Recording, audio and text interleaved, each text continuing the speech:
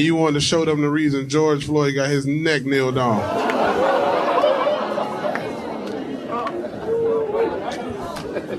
Don't ooh at that joke. It's just a joke, man. I would have never kneeled on George Floyd's neck. I would have shot that nigga. That was... I would never hit a woman, nah. But I'll shake the shit out of a woman. What the hell's wrong with you? You crazy woman? I'll kill you, girl. I don't want to go, but his ride leaving. He don't even want to go. He like, man, I don't like George Floyd either, man. That nigga had fentanyl. God damn, you got to stoop low for a joke. George Floyd would have robbed you too, bitch. My intention was to never cause harm to his family or make them revisit a moment that happened a few years ago. I'm a father, so I get it. I understand how his kids feel. I've spoken to his whole family, and we've came, to an understanding as to how to move forward from this. And just want to apologize to his kids and everybody who was close to him. So you got to think about OJ's situation. $25,000 a month, another man driving around his car, fucking his wife, and a house he's still paying the mortgage on. Now, I'm not saying he should have killed her, but I understand.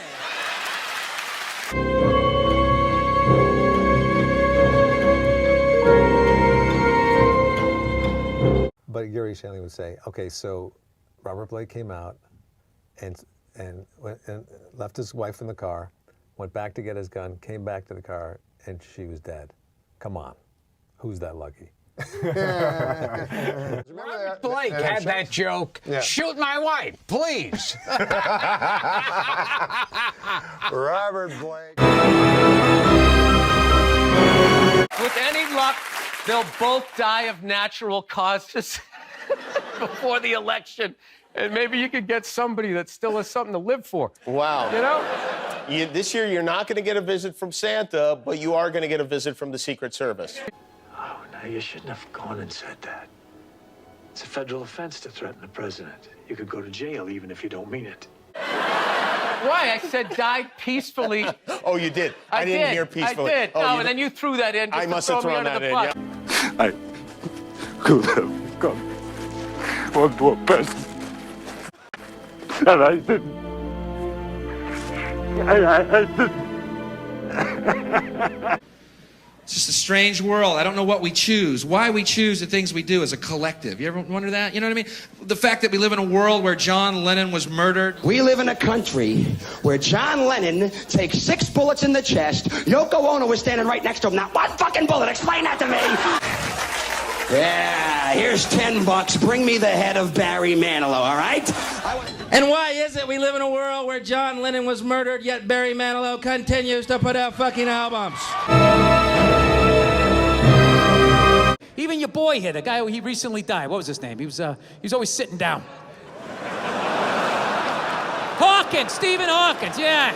Too good to fucking stand up and make his point, just sitting down, all fucking smarmy. Robin Williams was notorious for it, right? Well, listen.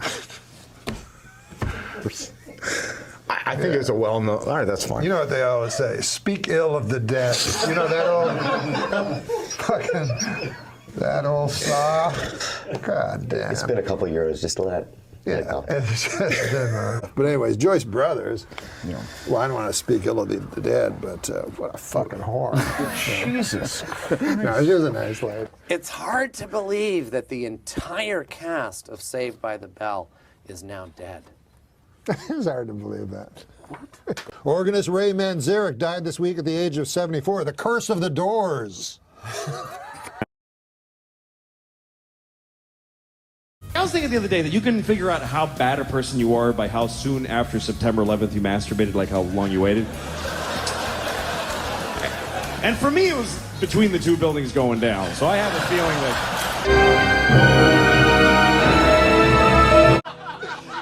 I'm telling you, suicide is another thing that's so frowned upon in this society, but Honestly, life isn't for everybody.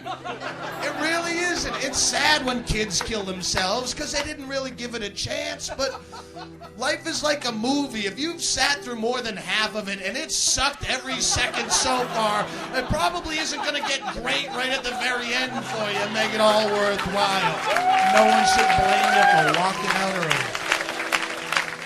So every time someone kills themselves, you get a whole crew of people going, oh, he just took the coward's way out. That's all suicide is. It's for cowards who don't want to deal with their problems. If it were a coward's way out, everyone would be doing it. There's not a lot of brave people in this world. There wouldn't be a root canal or an AIDS test. Oh, fucking take the coward's way out on this. Trust me. Life is okay. I like life. I like it. I don't need it.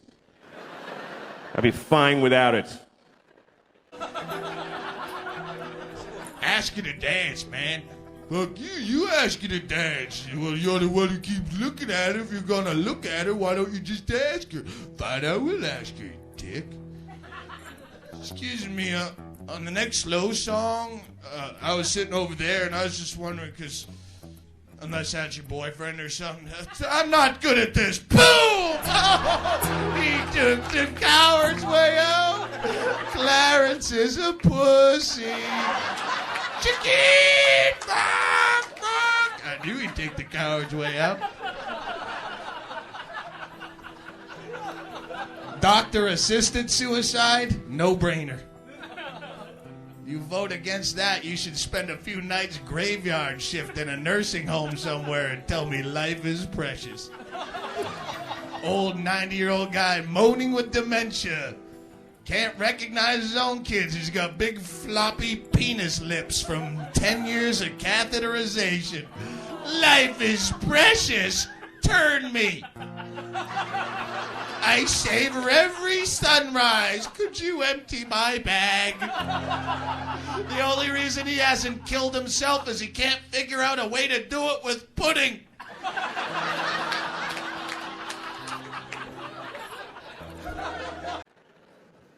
I like life, though. I do. You know how much I like life? I have never killed myself. That's how much I like it. That's exactly how much I like it, with a razor-thin margin. I like it precisely enough to not kill myself. It's an option, though. It's totally an option. I mean, I'm 49. I have 2 kids. I've flipped through the brochure a few times.